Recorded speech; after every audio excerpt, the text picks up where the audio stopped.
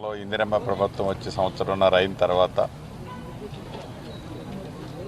ఆనాటి ప్రభుత్వం చేసిన సంక్షేమ కార్యక్రమాలన్నిటినీ అందిస్తూ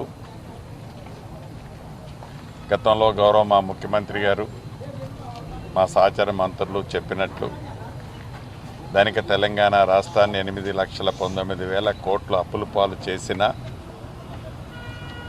గత సంక్షేమ కార్యక్రమాలతో పాటుగా ఇందిరమ్మ ప్రభుత్వం వచ్చిన తర్వాత ఏవైతే సంక్షేమ కార్యక్రమాలు ఇస్తామని చెప్పామో ఇప్పటికీ పేదవాడికి అవసరమైన అది సన్నబియ్యం కానీ 200 యూనిట్లు ఫ్రీ విద్యుత్ కానీ 500 రూపాయలకి గ్యాస్ మొద్దు కానీ ఆడబిడ్డ ఉచితంగా ఆర్టీసీ బస్సులో ప్రయాణం చేసేది కానీ ఇందిరమ్మ ఇళ్ళు కానీ పేదోళ్ళు పిల్లలు చదువుకునే హాస్టల్స్లో డైట్ ఛార్జీలు 40% పెంచడం కానీ కాస్మెటిక్ ఛార్జీలు 200% పెంచడం కానీ ఇలా పేదోళ్ళు పిల్లలు మంచి చదువు ఇప్పించడం కోసం ఇంటిగ్రేటెడ్ ఇంటర్నేషనల్ స్కూల్ స్థాయిలో ప్రతి నియోజకవర్గానికి 200 కోట్లతో అద్భుతమైన దేవాలయాలను మరిపించే అన్ని వసతులతో స్కూల్ కమ్ కాలేజ్ అండ్ హాస్టల్ని కూడా ఏర్పాటు చేసే కార్యక్రమాన్ని ఈ ప్రభుత్వం చేపట్టింది. ప్రధానంగా ఆనాటి ప్రభుత్వం 10 సంవత్సరాలలో అభివృద్ధి అనే ముసుగులో ధనిక తెలంగాణ రాష్ట్రాన్ని దోచుకునే దాంట్లో ప్రధాన ఏజెండా రెండిట్లో వాళ్ళు టార్గెట్ పెట్టుకున్నారు. మూడిట్లో ఒకటి ఇటు గోదావరి అటు కృష్ణా మీద నీరు వృధాగా సముద్రంలోకి పోతున్నాయి. ఈ నీటిని వడేసి పట్టుకొని తెలంగాణ రాష్ట్రాన్ని సస్యశ్యామలం చేయాలని నా కోరిక అని ఒక దొంగ మాటలతో 7 కాదు 8వ ఇంత అద్భుతంగా కట్టాను కాళేశ్వరం అని చెప్పే కాళేశ్వరంలో సుమారు 1,00,000 కోట్ల పైగా ఆ కార్యక్రమాన్ని చేపట్టి ఎవరూ ఊహించనంత తెలంగాణ ప్రజల సొమ్ముని ఆ ప్రాజెక్టు వంకతో దోచుకున్న సంగతి, తదుపరి ఆ ప్రాజెక్టు వారి ప్రభుత్వం ఉన్నప్పుడే కూలిపోతే గౌరవ ముఖ్యమంత్రి గారు నీటిపారుదల శాఖ మంత్రి ఉత్తమ్ కుమార్ రెడ్డి గారు దాని మీద ప్రత్యేక శ్రద్ధ పెట్టి కూలిపోవటానికి కారణాలేంటి, ఏ కారణం చేతనే పేక మేడల కట్టిన సంవత్సరంన్నరలోనే పూర్తయిన సంవత్సరంన్నరలోనే కూలిపోయిందో, మళ్ళా రాష్ట్ర ప్రభుత్వానికి సంబంధించిన సంస్థలతోనో వ్యవస్థలతోనో వాటిని ఇన్వెస్టిగేషన్ చేస్తే పక్షపాతంగా చేశారు అనే ఉద్దేశంతో వాళ్ళు గుడ్డ కాల్చి మేదేస్తారని కేంద్ర ప్రభుత్వ దర్యాప్తు సంస్థలైన NDSA లాంటి సంస్థలతో సర్వే చేయించి ఆ లోపాలని గ్రహించడంతో పాటు స్టేటు విజిలెన్స్ ఎంక్వైరీ రిపోర్టుతో పాటు ఒక రిటైర్డ్ జడ్జి ఒక కమిషన్ని అధిపతిగా ఒక రిటైర్డ్ జడ్జిని నియమించి దానిలో జరిగిన లోపాలు ఉద్దేశపూర్వకంగా ఆ ప్రాజెక్టులో ఎలా కొల్లగొట్టాలి అనే స్వార్థంతో చేసిన కార్యక్రమాలు, ఆ ప్రాజెక్టు పేరుతో ఆనాటి పింక్ కలరు వ్యవస్థని మరింత ఆర్థికంగా బలోపేతం చేయడానికి వారు పన్నిన కుట్రాలన్నిటినీ ఛేదించటం కోసం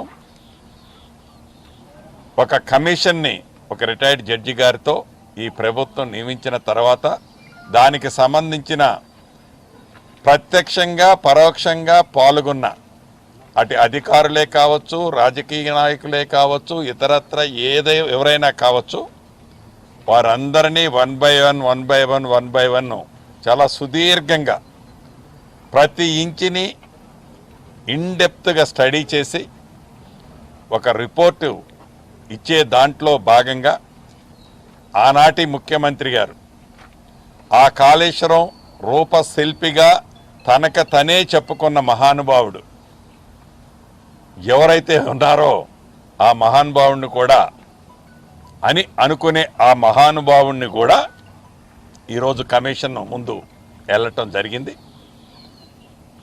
వారికి వారే సర్టిఫికేషన్ ఇచ్చుకుంటారు. తెలంగాణ గాంధీగనో తెలంగాణ జాతి పితగనో వారికి వారే ఒక సర్టిఫికేట్ ఇచ్చుకుంటూ ఉంటారు. ఈరోజు సరే వారు కమిషన్ కాబట్టి దాంట్లోకి నేను ఇన్డెప్త్గా పోను. తప్పకుండా అది తెలంగాణ జాతిపిత కాని జాతిపితగా చెప్పుకునే వ్యక్తి కానీ ఇంకా మిగతా దానికి సంబంధించిన వ్యక్తులు కానీ ఆ వ్యవస్థ కానీ ఇప్పటికే ప్రభుత్వానికి ఒక క్లారిటీ వచ్చింది. ఈ కమిషన్ ఇచ్చే రిపోర్టు తర్వాత ఈ పేదోడి ప్రభుత్వం పేదోడు సొమ్మును కొల్లగొట్టే ఉద్దేశపూర్వకంగా ఈ రాష్ట్రాన్ని అప్పులు పాలు చేసిన వ్యక్తుల పట్ల దాంట్లో ఉండే అంశాల పరంగా అది ఎంత పెద్దవాళ్ళనైనా ఈ ప్రభుత్వం చట్టరీత్యా కక్షపూరితంగా కాకుండా చట్టరీత్యా చట్టము తన పని చేసుకుంటూ పోతుందనే విధంగా చట్టము ఎవరికి చుట్టం కాదనే విధంగా వాళ్ళ మీద కూడా ఆ చర్యలు తీసుకోవటం జరుగుద్దని మీ ద్వారా తెలియజేస్తాను. కమిషన్ అంటే క్యాబినెట్ అప్రూవల్ తోటే ఇదంతా జరిగింది, కాళేశ్వరం నిర్మాణం జరిగింది అనేది హరీష్ రావు మొన్న చెప్పారు. ఈరోజు కేసీఆర్ ఏం చెప్పారో తెలియదు, కానీ అసలు క్యాబినెట్ అప్రూవల్ ఉన్నట్టుగా మీ నోటీస్లో ఉందా? అంటే గత ప్రభుత్వం నాకు తెలిసి క్యాబినెట్ అప్రూవల్ లేదు. క్యాబినెట్ అప్రూవల్ ఉందని అయితే నేను కూడా అనుకోవటం లేదు. సో క్యాబినెట్ అప్రూవల్ ఉంటే వారికి ఉన్న పూర్తి ఆధారాలు ఏంటనేది డెఫినెట్గా ఇవాళ కమిషన్ ముందు ఇచ్చి ఉంటారు కదా. అది పెద్ద కష్టం కాదు. Every document is visible. అది వారు వ్యక్తిగతంగా చేసిందా, వారి స్వార్థం కోసం చేసిందా, వారు ఏంటి అనేది తప్పకుండా బయటకు వస్తుంది. రెండో అంశం మిషన్ భగీరథ, దాంట్లో కూడా అదొక పెద్ద స్కామ్. ఇక మూడోది భూములు, ధరణి పేరుతో భూములు. ఈ 3 స్కామ్స్ ఆనాటి ప్రభుత్వం చేసింది. ఇప్పుడు శ్రీకారం చుట్టడం జరిగింది కాళేశ్వరంతో. మిగతా కార్యక్రమాలు కూడా వన్ బై వన్ తప్పకుండా రైల్వే ట్రాక్ మీదకి వస్తాయి. అన్న, ఇది పేదోడు సొమ్ము. వ్యక్తిగా ఎవడి మీద ఈ ప్రభుత్వానికి అది పొలిటికల్గా దురుద్దేశపూర్వకంగానో కక్ష సాధింపుగానో గౌరవ ముఖ్యమంత్రి రేవంత్ రెడ్డి గారు కానీ ఈ ప్రభుత్వం కానీ ఎవరి మీద ఉండదు. తప్పు ఎవరు చేస్తే ఆ తప్పు చేసిన వాళ్ళు శిక్షకు అర్హులు కాబట్టి ఎంత పెద్దోళ్ళైనా ఉంటుంది. ఫోన్ ట్యాపింగ్ అనేది దీని అన్నిటికీ బ్యాక్ ఎండ్లో ఉంది. అది వారు కూడా వచ్చారు కదా, అన్ని చరిత్ర బయటకు వస్తుంది.